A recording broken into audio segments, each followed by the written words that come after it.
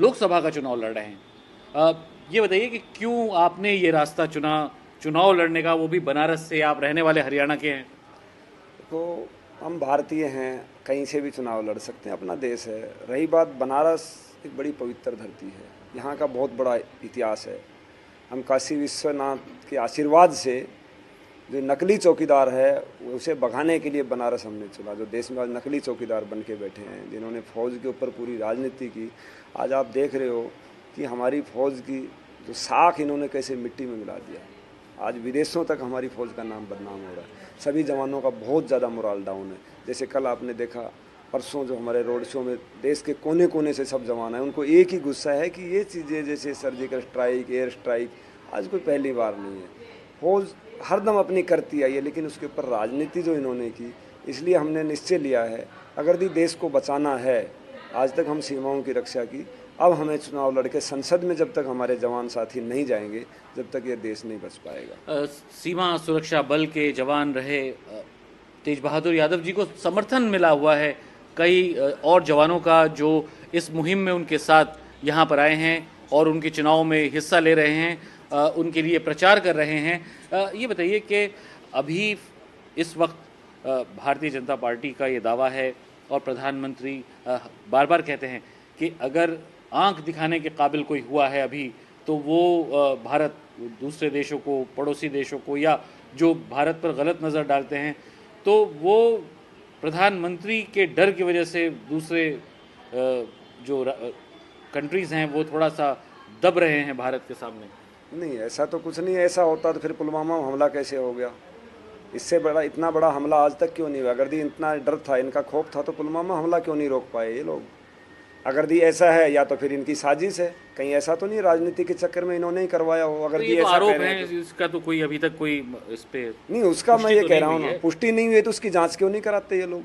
इनका काम है, जब वहाँ के गवर्नर खुद इस चीज़ को मान रहे हैं कि हमसे चूक हुई, तो जो चूक हुई है, जो जिम्मेवार लोग हैं, उनकी जिनकी जवाबदारी थी, इनके खास हैं अजीत डोभाल जी, सीधे सीधे उनसे पूछा जाए ना सवाल कि आप क्या कर रहे थे, आप कहाँ सो रहे थे, जब आपको इन्फॉर्मेशन मिल चुकी थी, उसके बाद इतना बड़ा हमला हो गया। आपके जो चुनावी पर्चे हैं उसमें चौकीदार का जिक्र हुआ है, असली और नकली कौन?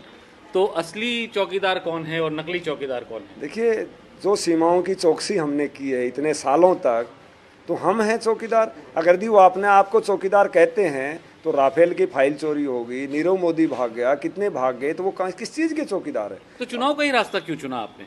और कोई रास्ता, अदालत का क्यों नहीं चुना? अदालत का रास्ते में हमें कहीं न्याय मिला ही नहीं। अदालत का दुर्भाग्य देखिए, सुप्रीम कोर्ट के 4 जज बैठ के इतिहास में पहली बार एक प्रेस कॉन्फ्रेंस करते हैं। इससे पहले कभी हुआ था?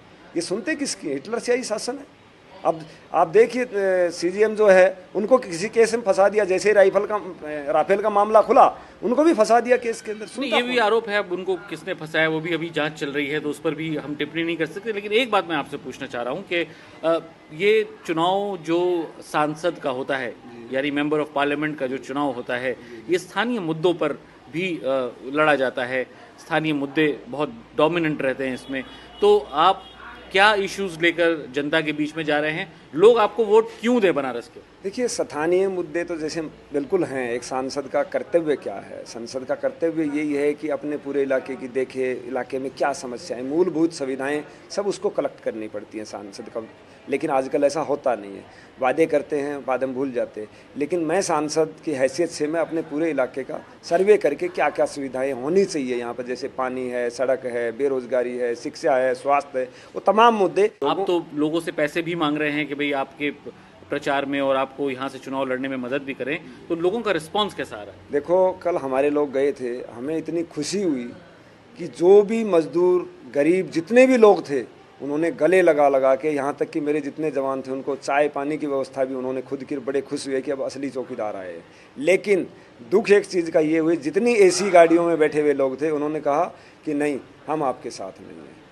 सारा कॉरपोरेट घराना जो है बीजेपी के साथ खड़ा है, लेकिन देश का किसान, गरीब, मजदूर जो है वो हमारे साथ। तो आपकी लड़ाई सिर्फ बीजेपी के साथ कहाँ है? महागठबंधन एक तरफ है, एक तरफ कांग्रेस है और एक तरफ बीजेपी है, तो आपके पास तो 3 हैं लड़ाई लड़ने के लिए। उसके बाद निर्दलीय भी खड़े हो रहे हैं लोग।